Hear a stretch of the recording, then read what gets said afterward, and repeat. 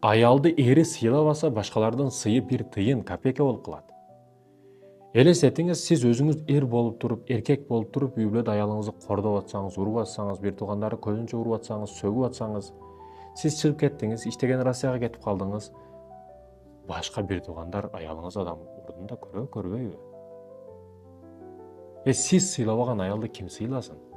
Сиз көтөрбөгөн, даражасын бийик кылбаган, колуңуз үстө чыгарбаган аялды ким урматтасын, сыйласын? Сиз адам катары көрбөдүңүз. Сиз сыйлабадыңыз, сиз урматтабадыңыз. Болбогон себеп, чыны жуулбай калса, бир кашык жуулбай калса дагы келип бир туугандарыңыз, башкалар бардыгы келип жабылып катыла баштайт, жаман сөздөрүн айта баштайт, сөгө баштайт. Качан сиз акырына болбосоңуз, коргоочу болбосоңуз, колдоочу болбосоңуз, аял сиздики. Жаман сөздөрдөн, бул бир эле тамак аш, кийим кече менен эмес, коргоочу дагы болушуңуз керек. Эркек киши коргоочу аялына, ошо бир туугандарынан, сырткы күчтөрдөн, арам ойлордон коргоочу болуш керек.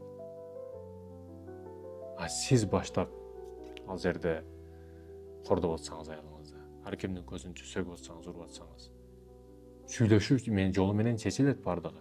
Бирок сүйлөшкөндү дагы башкаларды көзүнчө кылбаш керек. Бир комнатага келип, экөөңөр сүйлөшүп алгыла, тегерек столдо. Тынчтык жолу менен чечилет бардык нерсе. Уруштун кереги жок. Аялга кол көтөргөн эркек эмес. Бир күнөөнү 2 күнөө кыласың. Урганың бир күнөө, анан ар кимдин көзүнчө урганың 2 күнөө. Айтышпа, талашпа. Биздин апаларыбызды урбаңыз.